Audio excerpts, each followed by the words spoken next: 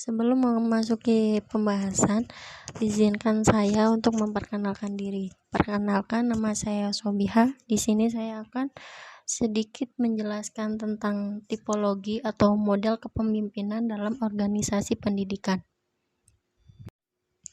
Menurut Tanjung et al., kepemimpinan atau memimpin adalah upaya yang dilakukan oleh seseorang dengan segala kemampuannya untuk mempengaruhi, mendorong, membimbing, mengarahkan, dan menggerakkan orang lain agar mau bekerja dengan semangat dan kepercayaan dalam mencapai tujuan bersama.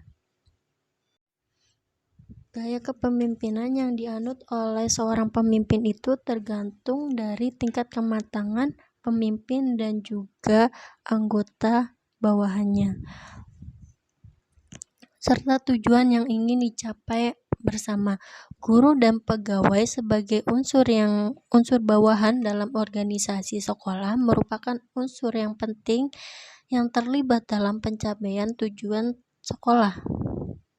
Di sini saya sudah merangkum ada 7 gaya kepemimpinan yang baik dilakukan oleh seorang pemimpin organisasi pendidikan.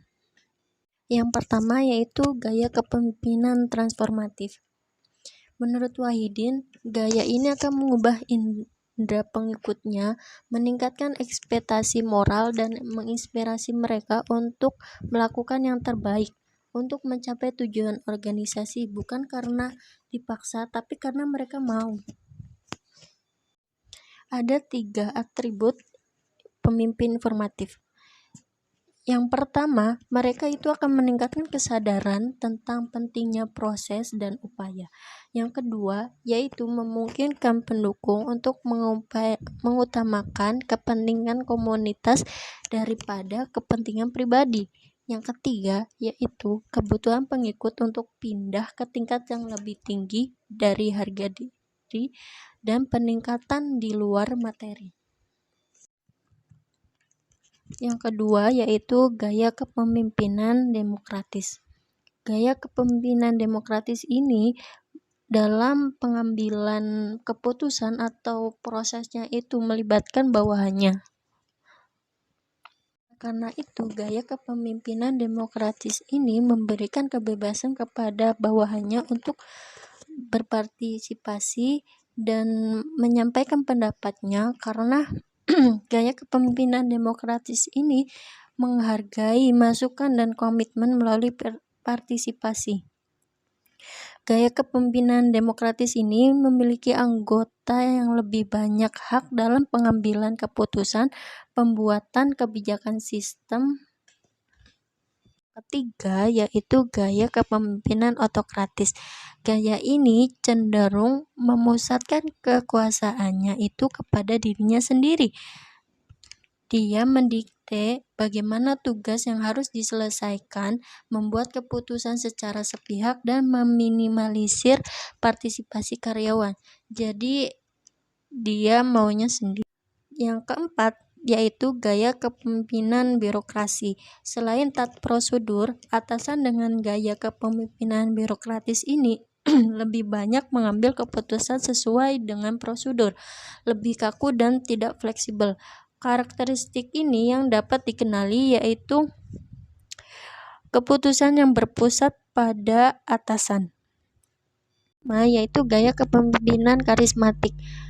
Gaya kepemimpinan dengan menonjolkan karisma untuk menarik dan menginspirasi pengabdian oleh orang lain adalah salah satu contoh gaya yang berpusat pada pemimpin, selain kepemimpinan otoratif dan transaksional.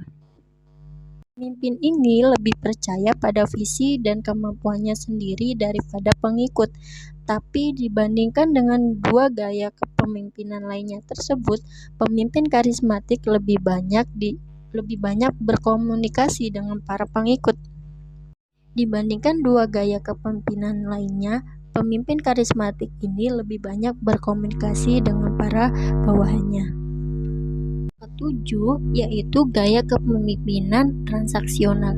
Menurut Wahidin, gaya kepemimpinan transaksional ini menerapkan penghargaan dan penalti.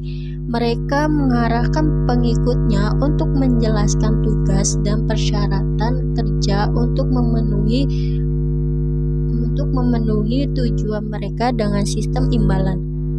Transactional leadership atau kepemimpinan adalah gaya kepemimpinan yang percaya bahwa karyawannya dipekerjakan untuk melakukan pekerjaan mereka dan sebagai imbalannya dibayar untuk upah dan kebutuhan mereka.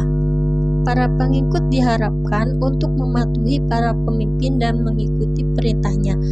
Kepemimpinan transaksional ini lebih efektif bila berfokus pada proyek dan tugas jangka pendek. Ini sering disebut juga dengan kepemimpinan manajerial karena fokus utama mereka adalah menyelesaikan tugas dengan baik tanpa perlu kreativitas dan inovasi. Selain itu, gaya kepemimpinan ini bergantung pada penghargaan dan hukuman untuk mencapai kinerja pekerjaan yang optimal. Keenam, yaitu gaya kepemimpinan transformasional adalah jenis gaya kepemimpinan yang mengarah ke perubahan positif pada mereka yang mengikuti. Pemimpin transformasional ini umumnya energik, antusias, dan juga bergairah. Tidak hanya para pemimpin yang memperhatikan dan terlihat dalam proses, mereka juga difokuskan untuk membantu setiap anggota kelompok untuk dapat berhasil juga. Terima kasih telah menonton video saya, semoga bermanfaat. Kurang dan lebihnya saya mohon maaf. Undur mangkola wala tangdur mangkola. Wabillahi taufiq wal hidayah. Wassalamualaikum warahmatullahi wabarakatuh.